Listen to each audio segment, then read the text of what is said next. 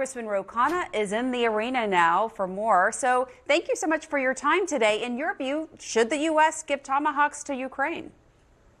I actually agree with President Trump's caution. That was also President Biden's caution. I have supported every weapons package to Ukraine. I will continue to support that. But we need to really pause before giving weapons that could go deep into Russian territory and risking escalation. So I am actually supportive in this case of the president's judicious approach. Putin has ramped up attacks on Ukraine, as you know, since President Trump came back to office. Should Trump give Zelensky what he wants, though? I mean, how do you think that would change Putin's behavior? Because at this point, nothing's been changing. In fact, at the last meeting in Alaska, he only ramped up the attacks.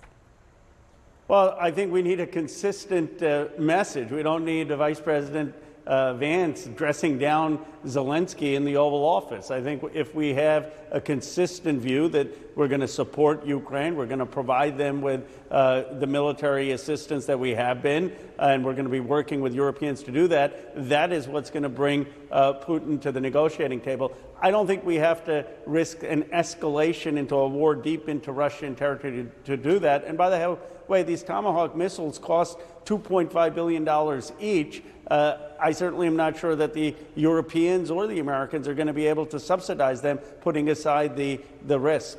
Yeah, and President Trump, for his part, did acknowledge that the U.S. also needs a stockpile of those weapons. So at the end of that bilateral, President Trump was asked about Venezuelan President Maduro offering natural resources in mediation. I want to play Trump's response to that and then get your reaction.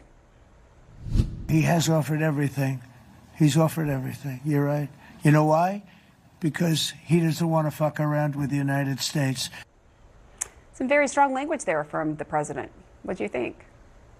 I'm less concerned about his language and more concerned about his actions. I mean, why is he ordering covert action for regime change in Venezuela? We just had the American people vote against regime change, against the deep state. The American people do not want regime change wars. They want us focused on spending money here at home, on dealing with the rising prices of groceries. And here we have a president giving $20 billion to Argentina and now talking about getting us into a war in Venezuela while we have record inflation and housing prices going up.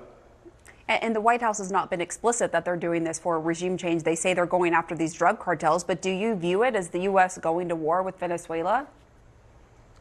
Certainly, that's what all the reporting looks like. I mean, they are engaged in covert actions by their own admission. It's not just strikes on these ships with potential drug cartels. I mean, they're talking about action within Venezuela. They're talking about strikes within Venezuela. When is this country going to learn? After 20 years in Afghanistan, after Iraq, after Libya, after Yemen, the American people are tired of overseas wars. They're tired of our jobs going offshore. And where they want us to focus is to spend money here at home, to bring down grocery prices, to bring down housing prices, to bring down child care costs, to create jobs in America.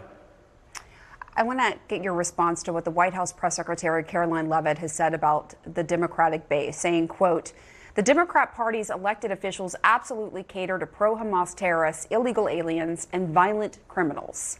As you know, all week, Republicans have been labeling tomorrow's planned nationwide No Kings protest against the Trump administration as a Hate America rally. I want to play some of what they said. We call it the Hate America rally because you'll see the hate for America all over this thing when they show up. It's all the pro-Hamas wing and the Antifa people. They're all coming out. There's considerable evidence that George Soros and his network is behind funding these rallies. The farthest left, the hardest core, the most unhinged in the Democratic Party, which is, a big title. And, no kings equal no paychecks. And we should note that there is no evidence that Antifa is actively involved or organizing these protests at this point.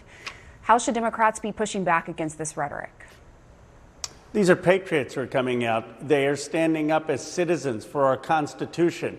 They're standing up for the First Amendment and freedom of speech, saying you can't just make comedy illegal. They're standing up to say you can't have masked ICE agents ripping away kids from their families. But you know what is sad to me is I have never denigrated ordinary Americans who voted for Donald Trump. I have said that we need to treat our fellow citizens with respect. I've actually gone into communities that have overwhelmingly voted for Donald Trump and tried to engage in dialogue. I was just on with Benny Johnson, who's a prominent podcaster for Donald Trump.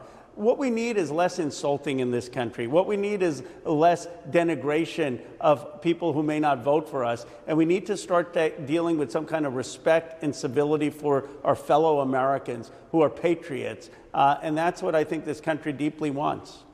All right, Congressman Ro Khanna, thank you so much.